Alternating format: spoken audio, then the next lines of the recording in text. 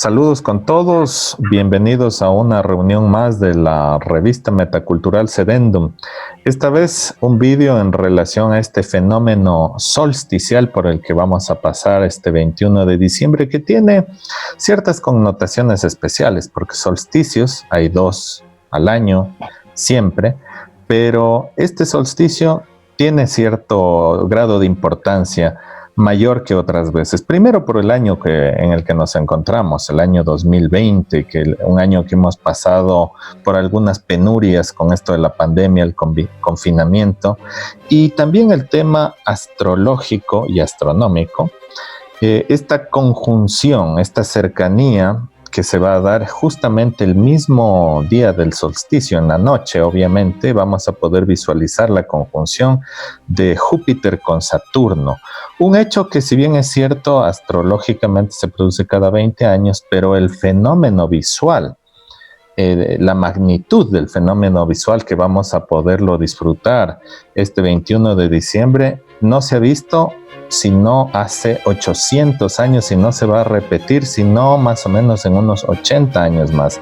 Es decir, son fenómenos del cielo, fenómenos cósmicos que se los ve una sola vez en la vida y que deberíamos aprovecharlo. Entonces, aquellos que tenemos cierta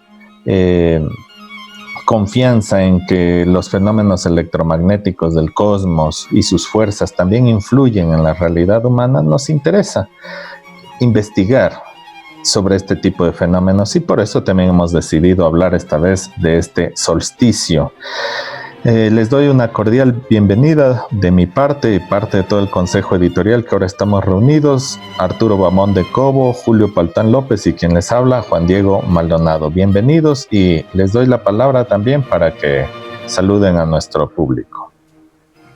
Muchas gracias con la gente que nos escucha, un abrazo enorme, una gran satisfacción en este conversatorio, en este diálogo, en esta tertulia sobre un tema muy importante, sobre un tema que nos hace recordar de dónde venimos y a dónde pertenecemos, que nos hace recordar justamente cómo el hombre realmente es un reflejo de este gran macrocosmos. Por ello, pues me siento muy contento de estar compartiendo este panel y pues extiendo un fuerte saludo, un fuerte abrazo a todos los amigos que nos escuchan en esta noche.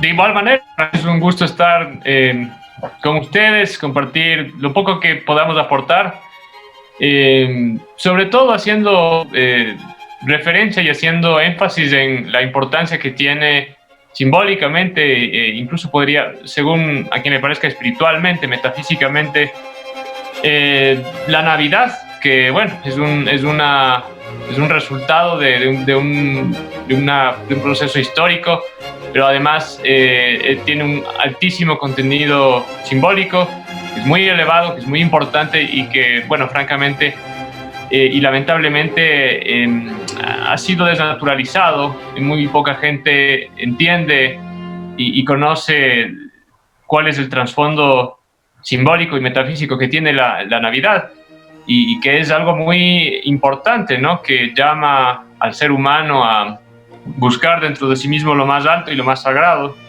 y compartirlo con el resto. Y bueno, esperamos en ese sentido aportar nuestro granito de arena. Sí, sobre todo pensando de que, siendo esta época la que mayor desarrollo de la ciencia racionalista ha tenido, también está relacionado con esa separación brutal y grotesca de la esencia. Parece como que si no fueran amigas la ciencia con la esencia, lo cual es una total mentira, y Sedendum, dentro de su proyecto, es justamente tratar de reunir, de religar nuevamente esos componentes tan importantes para fortalecer los pilares de una verdadera sociedad. La ciencia, pero profunda, esa ciencia que no se olvida de su esencia.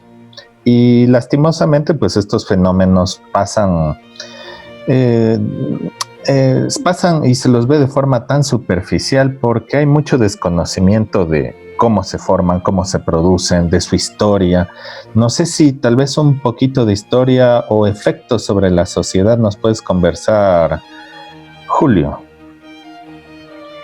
Bueno, en realidad la fiesta del 21 de diciembre ha tenido pues diversas manifestaciones, diversas celebraciones en diversos pueblos del mundo entero. Sobre todo cabe decir aquí que este tipo de celebraciones cobran fuerza particularmente en sociedades o en culturas agrarias o agrícolas y heliocéntricas o heliocráticas. Con esto quiero decir que el Sol ha sido el astro, la entidad hacia la cual se ha generado una gran cantidad de ritualidades, una gran cantidad de cultos, una gran cantidad de reverencias hacia este astro, pues dador de la vida como tal.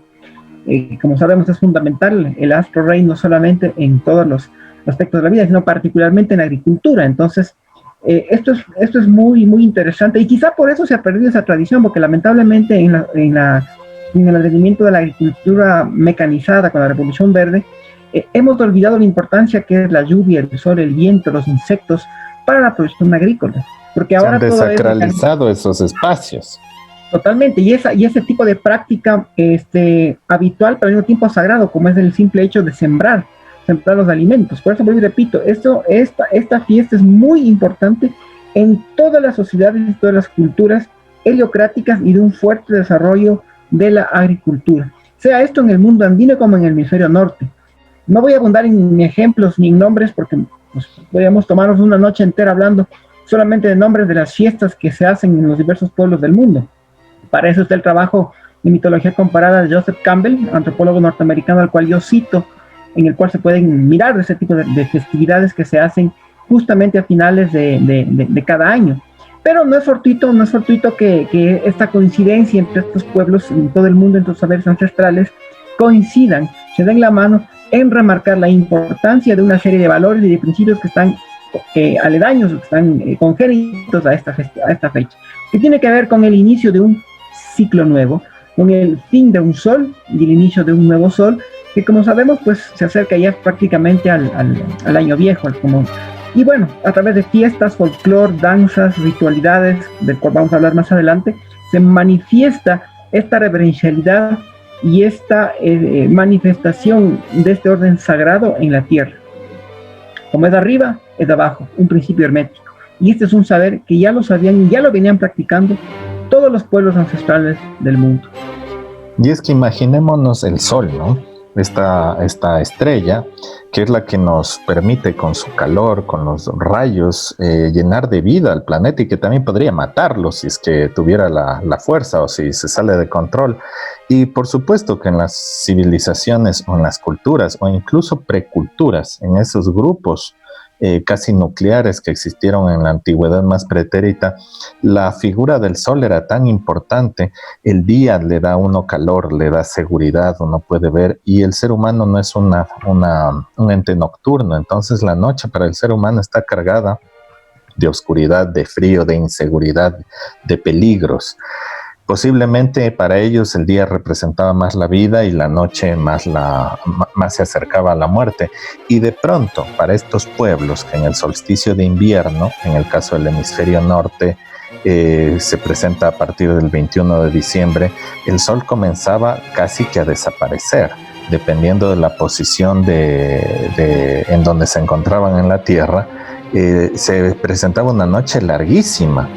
Y sobre eso quisiera justamente explicar un poco cuál es la razón, en este punto sería astronómica, cuál es la razón científica para que se produzca este solsticio o qué es el solsticio.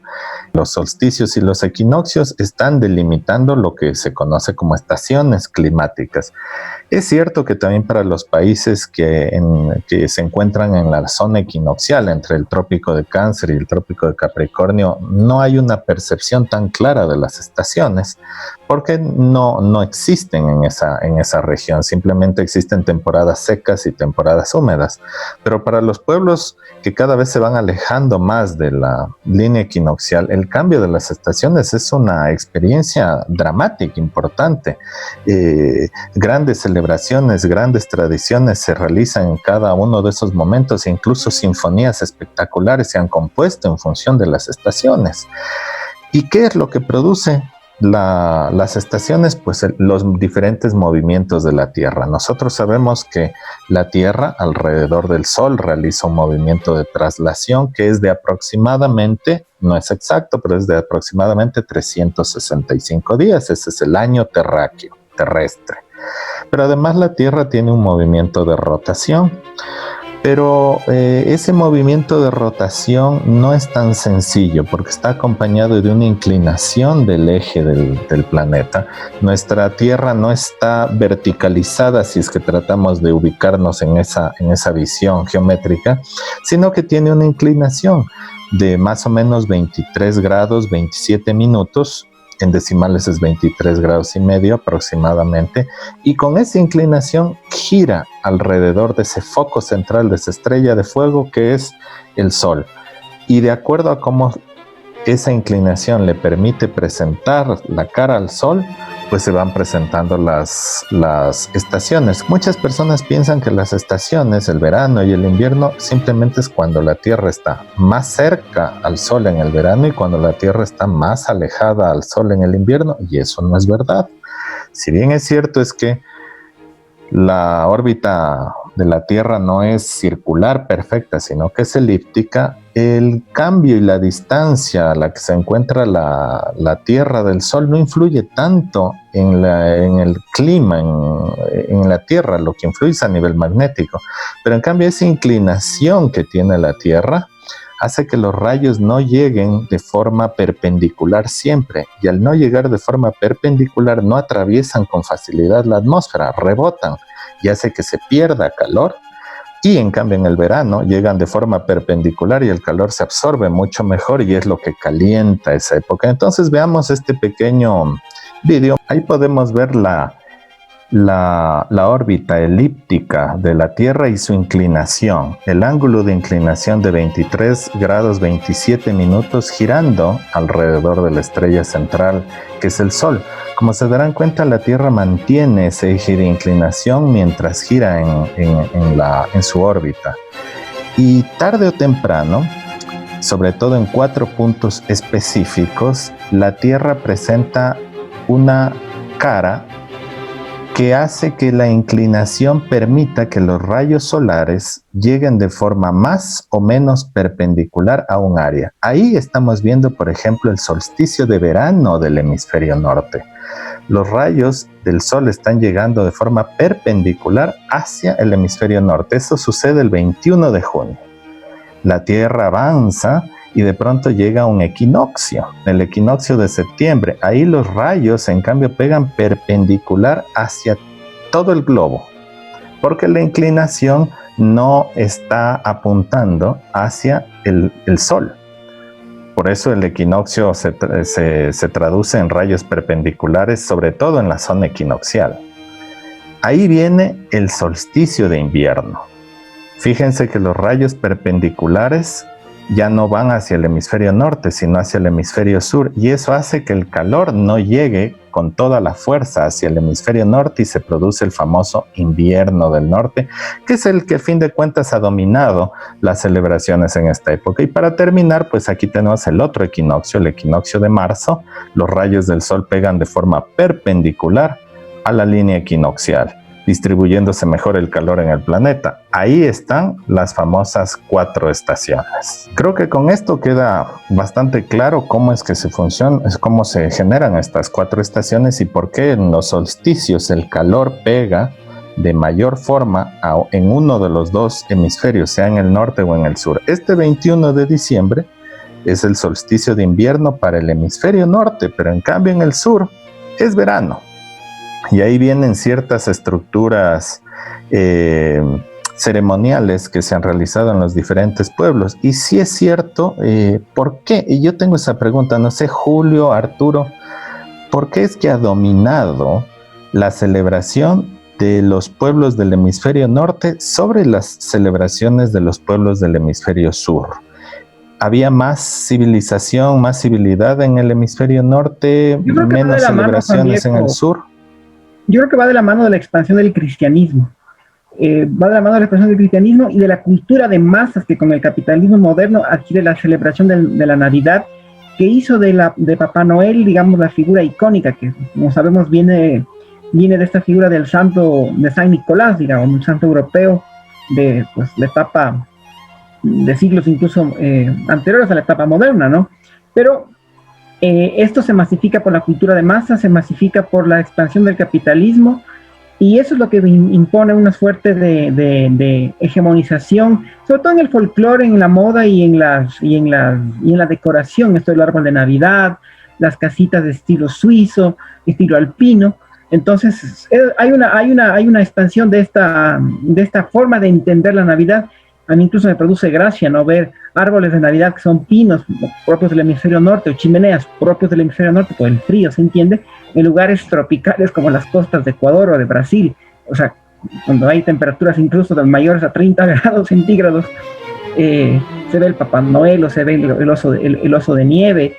Entonces es un poco ridículo, creo yo, eso, y me hace cuestionar como hasta qué punto esta masificación de la Navidad ha implicado, ¿no?, por supuesto, no solo el consumismo, que pues se ha cuestionado tantas veces como se entendió la Navidad, sino también el desplazamiento de cómo los otros pueblos en el hemisferio sur, en este caso, celebran o entienden a la festividad del solsticio de invierno. Entonces, esto, valga la redundancia, habla mucho más de una expansión hegemónica cultural del folclore propio del hemisferio norte hacia el resto del mundo, creo yo, ¿no?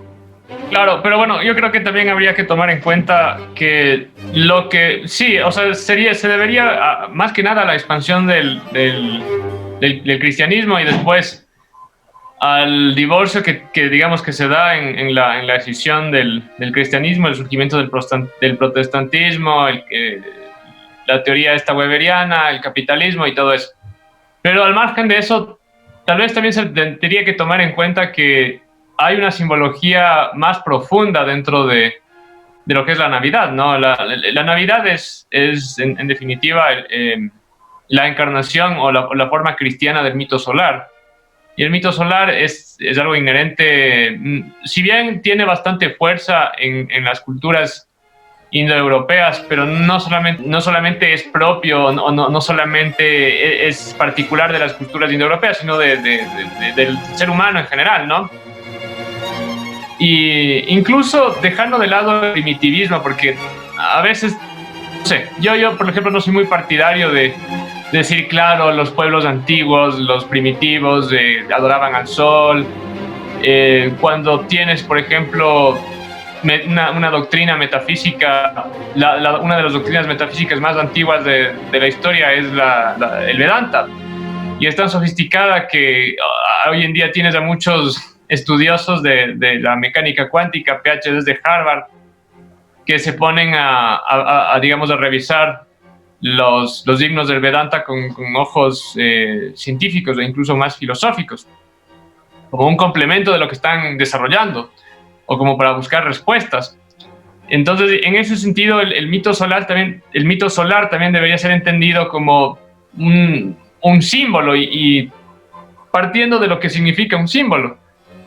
Un símbolo es una relación análoga, de analogía o de correspondencia entre una realidad y otra realidad. En este caso sería la imagen, digamos, del sol, todo lo que es el sol en la materialidad. El sol, que es el dador de vida, el dador de luz, el soporte de toda la vida, ¿no? El que da calor, el que, digamos, vence el invierno y le devuelve la vida a la tierra. En esta realidad es eso, pero basada en una naturaleza similar, también representa una idea, digamos, que es eso, pero en otra realidad, y esta idea vendría a ser el absoluto, ¿no? La idea del Dios absoluto, del Dios Padre, digamos, del creador de la manifestación. Y la mayoría, o mejor dicho, todas las culturas de la Tierra que yo tenga entendido han visto en eso, han visto al sol. Me parece a mí que tal vez pecaríamos un poco de primitivistas decir que porque el sol daba vida y digamos, el sol es el sol y el sol es lo que es en la materialidad. No, eso no es óbice para sospechar o incluso constatar cuando uno lee ciertas ciertas doctrinas muy antiguas, de tradiciones muy antiguas, la enorme carga simbólica que tenía el sol, ¿no? Entonces, me parece que al ser eso, al encarnar eso, esa gran, digamos, altura espiritual, en cierta manera, que es evidente para todos los pueblos de la tierra, puede ser que también, bueno, eso sea una influencia de por qué, si bueno, por un lado la Navidad ha sido degradada, la Navidad ha sido cooptada por el consumismo, ¿no? Ahora simplemente la mayoría de la gente lo ve como una fiesta, un feriado más que sirve para consumir. Pero al margen de eso, incluso hasta subconscientemente se puede sospechar que hay algún atisbo ahí de noción de lo que significa en verdad el mito solar, ¿no? Lo que significa el Sol Invictus, digamos, el nacimiento del dios Sol y toda la gran, enorme carga simbólica que eso tiene. Y que como toda la naturaleza es un fractal, ¿no? Es algo que refleja eso mismo incluso en condiciones particulares de la vida de cada uno, en condiciones particulares de la historia, de la vida de un pueblo, de una civilización, de una empresa, de una gran empresa, ¿no? Etcétera.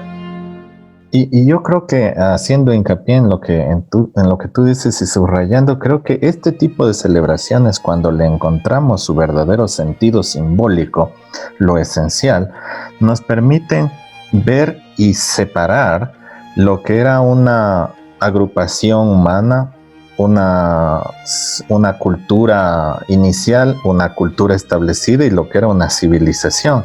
El nivel de complejidad del mito y el respeto y la profundidad hacia la esencia de estas ceremonias. Eso nos daría a entender, pienso yo, aunque podría estar equivocado por supuesto, de que se comenzó el ser humano visualizando al sol como una entidad únicamente agraria y se quedó así en muchos pueblos que no desarrollaron una cultura profunda, y de pronto pues el ser humano, no de pronto sino paulatinamente va desarrollando sus capacidades mentales, su conexión espiritual, y comienza a darle un simbolismo mucho más profundo, y sobre ese simbolismo más profundo una fuerza importante de renovación, que es de lo que está más cargado sobre todo este solsticio de invierno, y eso es lo que hace una civilización en sí. Y ahora vemos desde hace algunas décadas o más posiblemente cómo estos ceremoniales, como también lo había mencionado Arturo, han ido perdiendo en esencia y nuevamente se han materializado. Ni siquiera ya ahora es una festividad ya agraria, es una festividad absolutamente material para la mayoría de personas. No quiero decirlo que todos, por supuesto, pero ha perdido en importancia, en fin. A mi criterio, esa es una muestra más de esos procesos descivilizatorios por los cuales está pasando. No sé qué piensan ustedes. No solo la Navidad, sino que incluso pocas fechas antes, recordemos que con esto del Día de Acción de Gracias propio de la cultura anglosajona, específicamente norteamericana, viene se entiende o se ha asumido como el famoso Viernes Negro, entiéndase como el consumismo desaforado. Entonces se pierde esa tradición que incluso tiene una explicación larga en la historia propia de la formación de los Estados Unidos, ¿no? Se ha perdido todo aquello porque simplemente se lo ha asociado como el día en el cual la gente se aloca en las tiendas de los supermercados para abarrotar y para llevarse todas las promociones y las ofertas que se encuentran en los grandes almacenes. Entonces, cada vez el nivel de decadencia de estas festividades es cada vez más abrupto, cada vez es peor. Todavía, pues yo recuerdo en la niñez se celebraban, incluso en la Navidad todavía, en cierto modo, por los famosos pases del niño, el resto de las novenas, y eso cada vez, o las posadas en México, eso cada vez se va perdiendo, y en su lugar, ¿qué es lo que las nuevas significaciones de esas fiestas? Se entiende como los encuentros de amigos, los intercambios de regalos, como mero y simple consumismo. En el caso de México, las posadas van perdiendo el significado de lo que, aún en la mística cristiana, van perdiendo su significado. ¿Y en qué se han convertido? Simplemente en encuentros para hacer juergas, grandes comilonas, grandes bebetisas de alcohol y nada más, o bailes. Entonces, cada vez va, no solo profanándose, creo yo, sino va decayendo el espíritu auténtico de lo que significa estas festividades, ¿no? Al menos, creo yo, al menos que mientras se conserve la esencia de lo que es el rescate de ciertos valores familiares, de cierta solidaridad, algo hay que se puede remarcar en todo esto. Pero independientemente de esta decadencia, de esta resignificación de las festividades que Juan Diego señalaba, yo quiero también remarcar un hecho simbólico y numerológico muy interesante que hay aquí. En el hemisferio norte, el sol de hecho desaparece por 3 días. Son las noches más largas por consiguiente. 3 días. Fíjense en el número, un número muy potente. Fíjense cómo coincide esto con otro dato, que en el mundo cristiano, particularmente católico cristiano, cuando se hacen las famosas novenas al niño Jesús, que es 9, es 3 veces 3, es múltiplo de 3 veces multiplicado 3. Entonces, ahí está claro cómo en muchas tradiciones, en la mística, en la espiritualidad y en la ritualidad católica, en este caso, que la gente lo hace de manera muy masiva, muy frecuente, pero sin recapacitar lo que esconde detrás el hecho de rezar por 9 noches consecutivas la llegada del niño Jesús, que bien puede entenderse como el rezo a la preparación de la emergencia del nuevo sol, después de 3 noches de oscuridad. Es bien simbólico esto, después de pasar por la oscuridad más profunda, más fría inclusive, ¿no? Y esto es más palpable, insisto, en el hemisferio norte, quizás es donde más se puede palpar esta mística, lo cual no excluye que en el hemisferio sur o en la línea ecuatorial esté ausente. Pero las 3 noches de oscuridad dan paso a un tercer día, que es el 25 de diciembre, en el cual, por supuesto, coincide con el natalicio de Jesucristo, el advenimiento del año 0, desde donde se comienza a contar el tiempo en el mundo occidental. Entonces, aquí también viene otra carga muy fuerte, que es la forma en cómo se contabiliza el tiempo. Esto parece cualquier cosa hoy en día, porque tenemos los relojes. Pero en el mundo antiguo, en la Edad Media, en las antiguas tradiciones, el contabilizar el tiempo estaba ligado a una estructura sagrada, una estructura de conexión con el cosmos. Entonces, no era cualquier cosa contar el tiempo, ¿eh? Por consiguiente, yo quiero remarcar esto de los 3 días, ¿no?, de oscuridad.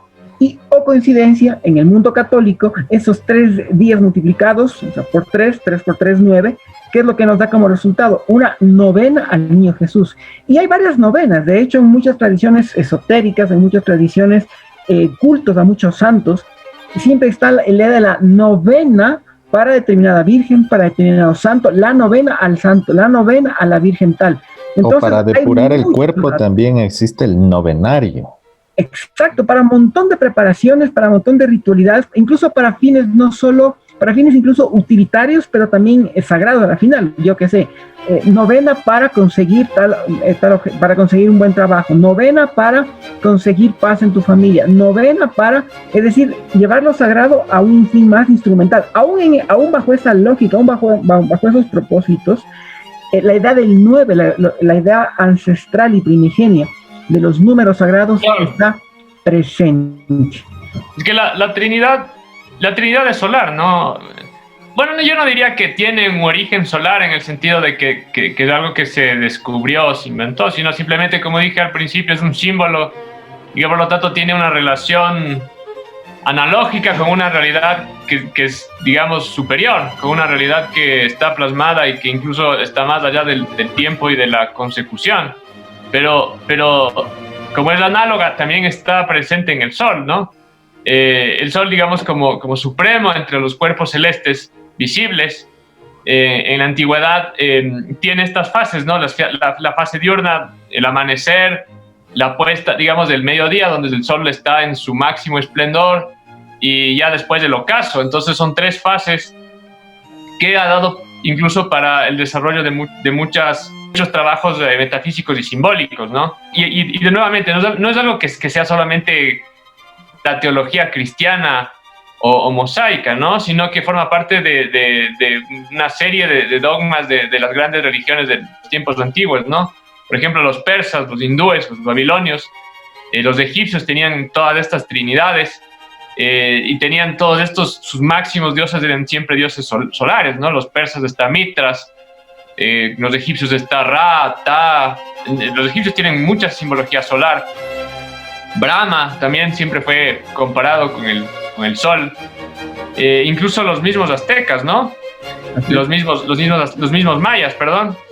Y muchas de las grandes arquitecturas, de las inmensas arquitecturas de todas esas ruinas ciclópeas, ¿no? Que hoy son visibles en Egipto, los zigurats de Babilonia, en el mismo México, estaban construidas en base, digamos, a estas características trinas que tú mencionabas, y no solo en la Trinidad, sino una serie de matemática y de geometría sagrada, que tenían una gran relación, que trataban de en cierta manera, hacer una conexión, una especie de conexión matemática entre los astros, sobre todo el sol, con los grandes templos y los grandes palacios de los reyes, ¿no? En esos tiempos, cuando los reyes eran a la vez reyes y sacerdotes. No en vano, en todas las civilizaciones antiguas que ha mencionado Arturo, el rey era considerado hijo del sol. Claro. Sin irnos tan lejos, aquí en el mundo andino, el Inca, que era de hecho, eso significa el señor hijo del sol, ¿no? Era el emperador en China, era el hijo del emperador celeste, el hijo del astro rey. Entonces aquí hay muchos analogismos, ¿no? Masculinidad asociada al sol, y toma como hijo, por supuesto, al máximo regente del orden terrenal, que claro, era el rey. Incluso originalmente la misma corona regia, con las aspas, digamos, saliendo hacia afuera, era una simbología de los rayos solares. Totalmente. En los escudos de muchas casas reales europeas está presente el sol, ¿no? Claro, un poco la megalomanía de Luis XIV, se decía el rey sol, pero algo que es hasta la actualidad, el emperador de Japón se supone míticamente descendiente directo de Amaterasu, la diosa del sol, porque en Japón el mito solar es masculino y femenino. Es masculino en su área en la que se encuentra y femenino cuando cae sobre la tierra. Es llamativo porque es muy parecido al mito germano. Y se supone que el emperador actual de Japón lleva en su sangre la divinidad de Amaterasu. Fíjense, por ejemplo, es bien interesante acá en el mundo andino, específicamente en el Ecuador. Como sabemos, el 21 de diciembre pues, se celebra la fiesta del Capac Rain. Hay una festividad muy interesante que realizan los pueblos indígenas llamado el Huarachicuy, que justo que estamos hablando de masculinidad y de masculinidad sagrada.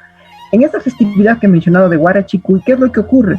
Que ocurre un rito de iniciación de los hombres jóvenes, rodeado de muchas festividades con animales, fiestas, y donde parte de esa iniciación masculina incluye, que eso no solo es andino, ojo, esto está también en todos los pueblos del mundo, en Asia, en África, en Europa, la realización de pruebas de fuerza o de pruebas de vida o de pruebas que tienen que mostrar cuán un hombre deja de ser un adolescente y pasa a convertirse en un hombre.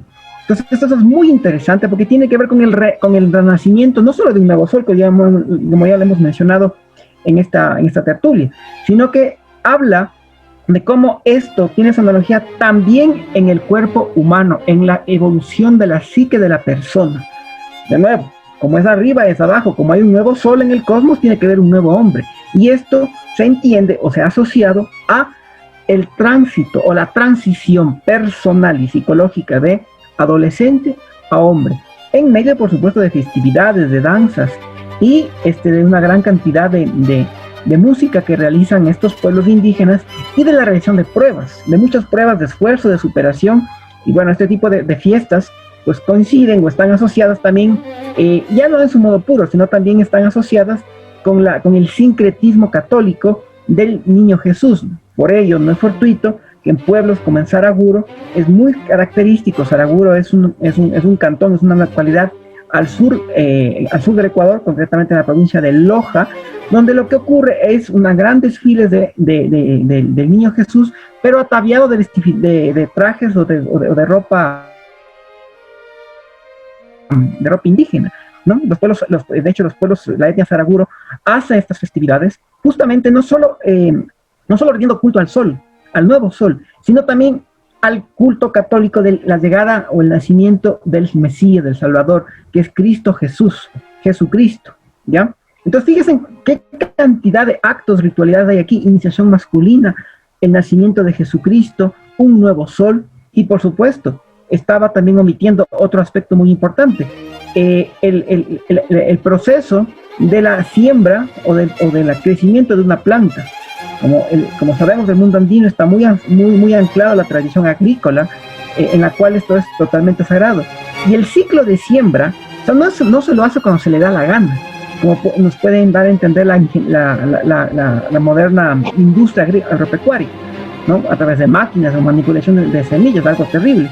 Sino que en el mundo campesino andino tradicional se siembra justo, bueno, y no solo en el mundo andino, sino también está en todo el orbe humano, en la cual la agricultura es la piedra angular de su cultura, se siembran de acuerdo a determinadas fechas, a determinadas posiciones del sol o de la luna. Específicamente, ya que estoy hablando del mundo andino, me voy a catar el mundo andino. Tenemos primero en el equinoccio de septiembre, ¿no? Justo el 21 de septiembre, tenemos la fiesta de la Alpa Mama, que es la época en la cual se fecunda la tierra con las semillas, se siembra. Pasan justo, volvemos a lo de los 3 meses, pasan 3 meses, septiembre, noveno mes del año, más 3, diciembre, 3, ¿no? Justo en los 3 meses, en diciembre, y coincidentemente el 21 de diciembre, que también es múltiplo de 3, 3, 6, 9, 12, 15, 18, 21, múltiplo de 3. ¿Qué ocurre el 21 de diciembre en el mundo andino? Es lo que se conoce como la deshierva o la Jamaipacha, o Capay Reino, o fiesta de los niños. Este es quichua. ¿Qué ocurre posteriormente en marzo, el 21 de marzo, tercer mes del año, ya del nuevo año? El Sisac Pacha, que coincide justamente con la celebración del carnaval y también comienza, o esto se asocia ya con la festividad de la Cuaresma, la festividad de la Semana Santa. Por eso en el mundo andino, repito, se celebra la comida esta de la fanesca durante estas festividades, ¿no? Y finalmente, todo el ciclo agrario concluye cuando la planta germina o da su fruto el 21 de junio o en el solsticio de verano. Y esto está profundamente arraigado en el mundo andino. En el caso específico del Ecuador, yo puedo ya citar el caso de las festividades del 21 en Saraguro, pero también están en Peguche, en la provincia de Imbabura, esto es en la Sierra Norte ecuatoriana, para quienes nos ven desde otros rincones del mundo, ¿no? Y de hecho, sea de paso, también en Otavalo, en Peguche, en Cayambe, se hacen muchas festividades justamente en estas fechas del 21 de diciembre. Entonces, quiero de nuevo remarcar la importancia que tiene las fases de la agricultura, las 4 fases, desde sembrar hasta cosechar, y que justo coincide con festividades, y que justo esas festividades coinciden en meses cuyos números son múltiplos de 3 y cuyos días es del 21. 21, vuelvo y repito, es múltiplo de 3. Yo quiero enfatizar esta analogía entre agricultura, numerología y festividad, muy propia del mundo pues ancestral y específicamente citado del mundo andino. Y todo eso explica la germinación de algo básico para la vida, como es el alimento. En el mundo andino, repito, es el caso del maíz. Y son esas oportunidades que nos da el cosmos, la vida, de entender y de entender esos procesos de renovación. Es esa oportunidad casi que de reseteo. Y Jung, en su libro Conversaciones por relaciones entre el inconsciente y el yo, menciona la importancia de estos ritos de paso que estaban mencionando ustedes, de estos ritos de iniciación. Y él dice que la modernidad pronosticaba, obviamente hablaba, esto lo escribió después de la Segunda Guerra Mundial, y él pronosticaba que la modernidad va a camino a destruir los rituales de iniciación, pero los rituales de iniciación verdaderos, no esos falsos ritos de iniciación que a veces se da en una que otra secta o pseudo sociedad secreta, sino ritos de iniciación en donde el varón se sentía desprendido de su cordón umbilical materno y la mujer se sentía desprendida de la protección paterna. Esos rituales son muy importantes para el reconocimiento y la autopercepción de la persona y esa sensación de liberación, de asumir ese papel como un nuevo elemento de la sociedad capaz de crear un nuevo núcleo familiar. Esos ritos de iniciación se han perdido o han pasado hacia una superficialidad terrible, como diríamos las fiestas de 15 años, o los recibimientos que se les da a los chicos cuando van al inicio en la secundaria. Son rituales superficiales, superfluos, que no tienen la profundidad de los rituales iniciáticos de antaño y menos el simbolismo. Sí deberíamos recoger y reconocer que estos procesos mismos, en este caso como el solsticio, que son astronómicos y astrológicos, son también una oportunidad para nuestro ser de renovarse, de hacer una introspección tan necesaria, sobre todo en estas épocas, y de ahí acceder a un proceso de renovación. A mí me parece que se ha perdido la verdadera razón, la lógica atrás del rito, ¿no? Incluso, y es algo que también está presente en esa numerología y en las, digamos, relacionada al sol que mencionaba Julio. Presente, por ejemplo, en el caso de la constitución ontológica del hombre, ¿no? Que es, los sabios de la antigüedad, los sacerdotes solares, decían que el hombre es cuerpo, es mente, emoción, alma, que es un solo cuerpo, y espíritu. Entonces estaban las tres cosas ahí. La modernidad ha negado la existencia de las dos superiores, que es el espíritu y el intelecto trascendental, y solo se ha preocupado de la materia.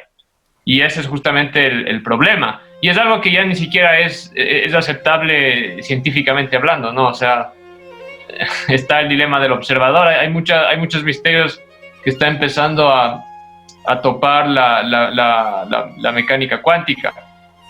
Pero claro, el pensamiento como energía es otra de las formas en las cuales se puede corroborar la existencia de estos procesos mucho más esenciales. Y en ese sentido, o sea, el ser humano siempre le vio al hombre como, digamos, al sistema solar como una especie de macrocosmos, y al hombre como una réplica simbólica de eso. Y hacían una serie de analogías, ¿no? entre, por ejemplo, esta digamos, composición ontológica del hombre, con incluso hasta sus sentidos más importantes, como el cerebro, el corazón, el sistema generativo. Es algo que se puede retomar, ¿no? Que todavía hay información al respecto, es algo que se puede redescubrir y utilizar, digamos, qué simbología más grande, que es la misma de lo que significa, ¿no? El equinoccio de invierno, que es el renacer del sol, el regreso digamos, de la divinidad, de la vida, para como incluso una herramienta para redescubrir esa espiritualidad que está ya casi olvidada, y que es a la vez es la fuente de toda civilización, porque no nos olvidemos que todas las grandes civilizaciones que en el mundo han sido profundamente, o sea, el núcleo de las civilizaciones siempre ha sido teológica, siempre ha sido espiritual, una espiritualidad que trascendía, digamos, la simple, lo ritualístico, digamos, desprovisto del significado profundo, ¿no? Era una espiritualidad que era, digamos, la fuerza plasmadora de cualquier gran gesta, de cualquier gran proyecto, de todo. El Senado romano, por ejemplo, era un templo. Los senadores eran, ante todo, los patres, digamos, los padres de las familias patricias eran sacerdotes, y el Senado era un templo, y todo lo que hacían, incluso la misma muerte de Julio César fue una muerte ritual, ¿no? Respetando su jerarquía. Entonces, y todas las civilizaciones, porque Occidente, ¿qué es? Occidente es hijo de Grecia, de Roma y de la cristiandad, y ha sido la civilización que incluso materialmente más ha dado al mundo, pero tiene un origen metafísico. Entonces, si uno se olvida de del espíritu, que es, digamos, el corazón del hombre, está destinado a, no sé si decir a la muerte o a la degeneración, ¿no? Al olvido, a la barbarie. Y es a lo que se está volviendo, ¿no? Por ejemplo, con todas estas nuevas tendencias políticamente correctas que ya rayan en la irracionalidad. Claro, rayan tanto en la irracionalidad que quieren imponer su ignorancia por sobre el conocimiento, debido a que la mayoría de personas creen en esa ignorancia. Eso es grotesco. Recordé un grabado de época medieval, si mal no estoy, y si lo encuentro lo compartiremos en el vídeo, en donde al cuerpo humano lo dibujan como cada órgano importante representado por planetas, y el sol, al que le debemos los solsticios y los equinoccios, se encuentra justamente en el área del chakra del corazón, en el centro del corazón. Imagínense lo que representa este proceso astronómico para la renovación del ser mismo, ¿no? El centro mismo del cuerpo. Y eso también es algo que mencionaba Arturo recién, el tema del conflicto Occidente-Oriente.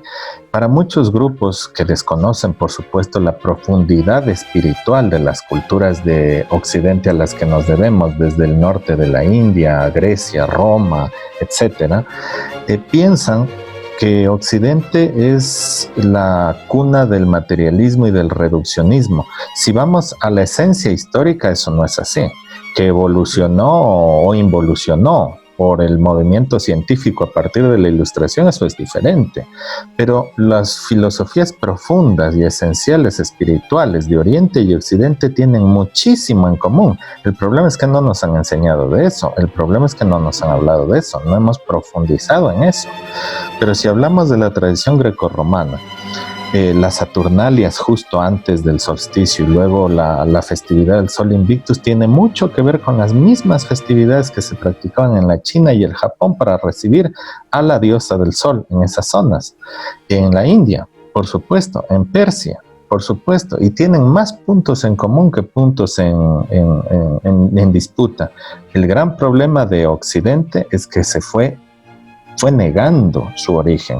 Hemos vivido negando nuestro origen siempre. Siempre venimos con las venas abiertas, sufriendo por nuestro origen. Lo negamos siempre. Nos buscamos otros orígenes etéreos para no aceptar nuestro verdadero origen espiritual, y ese es el problema. Ustedes no me dejarán mentir. Incluso el propio Occidente sacrificó a la gran religión que fue la que, digamos, que fue su síntesis ontológica espiritual, que es el cristianismo, ¿no? Independientemente de las vertientes que, por supuesto, tiene el cristianismo, pero el propio Occidente, si bien se beneficia, nace con toda una complejísima elaboración teológica del cristianismo en los primeros siglos posteriores a Cristo, en los 5 primeros siglos. Esos principios quedaron incluso olvidados. Y es más, el propio cristianismo inclusive no se divorcia, diría yo, de muchos de los aspectos que se han mencionado aquí. Esta idea del sol supremo, del sol dador de vida, esta idea del renacimiento de un nuevo hombre a través del sol, y lo que está encarnado o expresado en el chakra del corazón, ¿no? O en el órgano vital específicamente del corazón.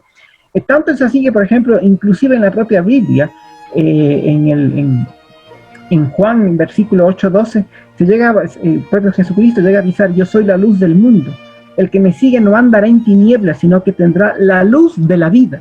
Se entiende como la luz asociado a la vida. Y Cristo, claro, en muchísimas representaciones artísticas, pero miles, barrocas, en representaciones medievales, en representaciones inclusive bizantinas, en fin, todo el arte cristiano es fabuloso en ese sentido y es enciclopédico. Se lo representa no en vano a Jesucristo con un aura de luz en su cabeza, ¿no? Y Cristo, inclusive haciendo símbolos o mudras, ¿no? Bendiciones o mudras con sus dedos, en una de sus manos, por eso bendiciendo, y la otra mano en el pecho donde está el corazón. Eso está, pero simplemente es cuestión de fijarse nada más en las representaciones artísticas, las pinturas más famosas de Cristo que se han hecho. Claro. Y es clarísimo. Entonces eso, vuelvo y repito, esta enseñanza, esta expresión del cristianismo no se divorcia de toda esta amplísima tradición grecolatina hindú a la cual tanto Juan Diego como Rafael se han hecho alusión. ¿no? Entonces, eso es muy importante tomarlo en cuenta. Por eso es un nacimiento de un nuevo sol, de un nuevo ciclo de vida, que justamente es el 25 de diciembre, el día que nace Jesucristo. No hay divorcio, no hay separación, sino que hay una profunda conexión del cristianismo con toda esa amplia amalgama de saberes que se fueron desarrollando en todo el orbe mediterráneo, en todo el orbe indoeuropeo. Hay que recordar que el cristianismo viene a ser una síntesis también teológica, filosófica de ese pensamiento que venía de siglos atrás. El cristianismo no tampoco viene de la nada en términos teológicos, recoge esa tradición. Y no se puede negar, por ejemplo, uno de los símbolos más tal vez importantes y representativos en las épocas navideñas es el árbol de Navidad. Muchos dicen, pero ¿y eso de dónde viene? Que algunos quieren comprobar científicamente que había pinos en Belén. Realmente es la celebración del árbol babilónico de los regalos que se daba justamente por la celebración del nuevo sol que aparecía para ellos a partir del 25 de diciembre. Y esa tradición del 25 de diciembre y las deidades solares y las auras poderosas se repite en muchas de las culturas y pueblos avanzados que vivieron sobre todo del trópico de Cáncer para arriba. Aztecas, persas, babilónicos, japoneses, chinos, europeos, germanos, nórdicos, etcétera. Esa era de hecho la idea, ¿no, Juan Diego? Por eso de los sacrificios humanos aztecas en Mesoamérica, ¿no? El partir el corazón para rendirle el culto al Padre Sol. O sea, una analogía. ¿Por qué el corazón y no el cerebro o los intestinos? Claro, sangre solar. Y de hecho eso se hacía. Ahora que lo quieran negar y todo eso, pero recién hace una semana se descubrieron debajo de Ciudad de México, del Templo Mayor, cientos de osamentas con pruebas clarísimas de los sacrificios humanos que se practicaban. Y justamente se practicaban para el 25 de diciembre, que es cuando Coatlicue dio a luz a Huitzilopochtli. Así que no hay ni dudas, y ahí se sacrificaba gran cantidad de esclavos o pueblos vencidos, generalmente los pobres tlaxcaltecas, que eran los que más sufrían los sacrificios por parte de los mexicas, pero ahí hay una deidad solar también, porque sale Huitzilopochtli con sus arreos de guerra y acaba con todos sus no sé cuántos, como 400 hermanos, una de ellas Coyolxauhqui, que era la diosa lunar, la diosa de la oscuridad. Lógico, porque sale del solsticio y los aztecas sí vivían muy cerca al trópico de Cáncer, entonces sí presenciaban el fenómeno astronómico y para ellos era muy importante y ahí tienen las pruebas arqueológicas. Los germanos... Es más que menos superchería, Juan Diego, porque incluso tengo pues la fortuna, la vida me ha permitido conocer el Museo Nacional de Antropología en México, donde está una de las famosas piedras sacrificales, en la sección justamente de la civilización mexica, esto es en la Ciudad de México, y en dicha piedra, fíjense, en 500 años después de que han concluido los ritos de sacrificios humanos, dicha piedra que no te la permiten tocar, pero sin que tú acerques la mano a dicha piedra, sientes energías en esa piedra. ¿Cuánta sangre derramada? Sangre ritual, ojo, dedicada al sol. Entonces, yo repito, esto era más que simple superchería. Aquí había una verdadera cosmología. Aquí había un verdadero saber y había, por supuesto, energías. Pues no era en vano, no era una creencia por creencia irracional o un estadio, digamos, civilizatorio inferior. Esta idea de los sacrificios, ¿no?, de personas o de animales al sol, justamente, para que el Padre Sol vuelva a renovarse constantemente y su energía esté permanentemente alumbrando a la tierra. Bueno, si no te gustan los sacrificios humanos, perfecto. En otras civilizaciones, en otros pueblos, en otros continentes, habían sacrificios al sol con animales. Entonces, algo hay aquí muy poderoso en estas creencias. Sí, la lucha entre las tinieblas y la luminosidad siempre produce estas ceremonias. Los nórdicos sacrificaban niños también a Loki en la noche madre, que era la noche más larga. Claro, en el caso de los países nórdicos eran noches realmente extremas. El sol apenas en el solsticio de invierno aparece unas 4 lánguidas horas en donde no calienta casi nada y el invierno es grotesco. Entonces para ellos era necesario entregar esa sangre de ese niño. Luego ese mito fue evolucionando y ya con el cristianismo se prohibieron los sacrificios humanos también por parte de los pueblos vikingos y evolucionó hacia lo que en Germania todavía se practica, la celebración del Krampus. Es una especie de deidad demónica con forma arbórea que se lleva a los niños malcriados. Si los niños malcriados se portan mal, se los lleva el Krampus y obviamente ya no reciben los regalos de San Nicolás. Entonces esa es la transmisión hereditaria de una leyenda que era muy sanguinaria en tiempos pretéritos, por supuesto. También ahí se realizaron sacrificios humanos y ni qué decir de los celtas, de seguro lo hacían. Y incluso estaba latente en la misma simbología solar. Por ejemplo, hay una interpretación de Rosacruz de ciertos dogmas encontrados en varias tradiciones antiguas, en alusión al sol, ¿no? En alusión incluso a la cuestión alquímica, porque digamos ya en la Trinidad solar, en el Dios Trino, el Padre, digamos, el sol del amanecer que representaba al Dios Padre, al incognoscible, al absoluto, el sol, pero ya en la creación existía una especie de dualidad entre el sol, digamos, un sol racional, muy racional, digamos, esa racionalidad fría, digamos, latente en la enciclopedia, podría ser, ¿no? En la Revolución Francesa, esa exaltación a la racionalidad, pero que es estéril. Pero la otra faceta de eso era digamos, lo calificaban como una especie de Satanás luciférico, como la satanización de Lucifer. Pero el otro polo era el Cristo, digamos, el Cristo entendido como el segundo logos, ¿no? Entonces era un conocimiento superior, digamos, no era irracional, sino que era suprarracional. Era, digamos, que llegaba hasta donde podía llegar la racionalidad, pero que no se limitaba a la racionalidad, sino que tomaba aspectos intuitivos, pero no entendido a lo intuitivo como una mera emocionalidad, como lo instintivo, sino como la palabra sería suprarracional.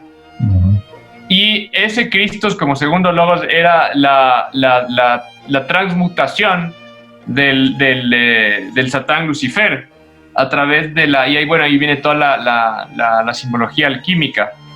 Y lo curioso es que, bueno, en resumen ahí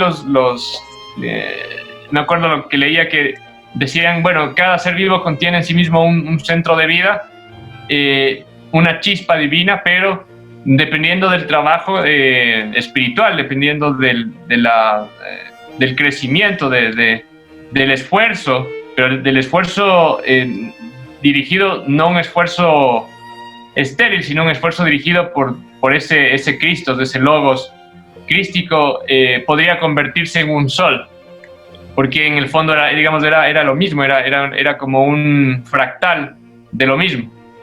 Entonces me parecía bastante interesante, y me parece que, bueno, con respecto a lo de los sacrificios humanos, es que muchas veces estas cuestiones se dan justamente por un conocimiento suprarracional, ¿no? Por un intelecto suprarracional, que es una especie de síntesis de lo racional, de lo intuitivo, y racionalmente lo de los sacrificios puede sonar un poco absurdo, un poco bárbaro, pero hay toda una ciencia atrás de eso, ¿no? Obviamente que hay culturas que no lo practicaban de forma... Me parece que todas los han practicado, pero hay culturas que la practicaban solo en forma demasiado especial, o sea, en cuestiones demasiado extraordinarias llegaban a sacrificar seres humanos. Claro, del sacrificio humano se pasó a veces al sacrificio animal, y yo creo que la alquimia es un paso trascendente para evitar el sacrificio humano, al fin de cuentas, porque ellos logran describir procesos, como tú dices, suprarracionales, que tienen una verdadera consonancia con la liberación espiritual. Entonces ellos explican que para qué derramar la sangre si la sangre puede ser representada por un rubedo, por un color rojo, que es ese azufre rojo, que no es el azufre amarillo convencional, y que por el poder del portador de la luz, el Cristos portador de la luz que le mencionaban a ellos, se puede trascender ese momento de muerte completo, de oscuridad, del caput mortum que le llamaban los alquimistas, y alcanzar esa fuerza solar que es el oro, y transformar todos los metales en oro. Pero ellos decían que no solo todos los metales, sino que el verdadero alquimista puede transformar el plomo en oro, es decir, el metal más estático, más estable, en oro. Más denso, exactamente. ¿Pero por qué? Porque justamente ellos dicen que incluso la materia más inerte tiene un proceso vibratorio que es fuente de vibración espiritual y que tiene posibilidad de liberar esa energía. La alquimia, otro tema para que Sedendum lo trate en algunos de esos conversatorios, un tema avanzadísimo, muy interesante. Pues de mi parte simplemente mandar un externo saludo, unos buenos deseos justamente para que la luz, para que la divinidad esté con todos ustedes en estas festividades que se nos avecinan. Un año muy complejo como el que hemos tenido, y pues los años que vienen sean llenos de mucha luz, de mucho crecimiento interno, de mucha superación interna y de un renacer espiritual, mental, un renacer en todos los órdenes de la vida, ¿no? Para todos y cada uno de nosotros, al menos es lo que yo desde Sedendum extiendo para toda la gente que nos ve y nos escucha, y pues agradecerles enormemente el espacio, la sintonía, y pues invitar a que sigan presentes a lo que Sedendum va publicando con frecuencia, sus seminarios, cursos, y pues de mi parte eso, y pues a disfrutar como se deben estas festividades en conexión con nuestros seres queridos, y permitamos que la luz crezca en nuestro ser y en nuestra alma. Yo quisiera despedirme con esta frase a la que estaba refiriendo, que es un texto metafísico que hablaba justamente del sol y la simbología, y es una frase corta. Y dice así: cada ser vivo contiene en sí mismo un centro de vida que puede convertirse en un sol. En el corazón del regenerado, el poder divino, estimulado por la luz del Logos, crece hasta convertirse en un sol que ilumina su mente. El sol terrestre es la imagen o reflejo del sol celestial invisible, simbólico. El primero está en el reino del espíritu, lo que el segundo está en el reino de la materia, pero el segundo recibe su poder del primero. Muchas gracias. Muchas gracias por sus palabras. Bueno, yo también cumplo con despedirme, invitarles a todos quienes siguen a Sedendum a que mantengan el contacto y disfruten de los materiales que estaremos compartiendo. Se vienen tertulias y conversaciones muy interesantes próximamente. Muchas gracias y bienvenidos a Sedendum.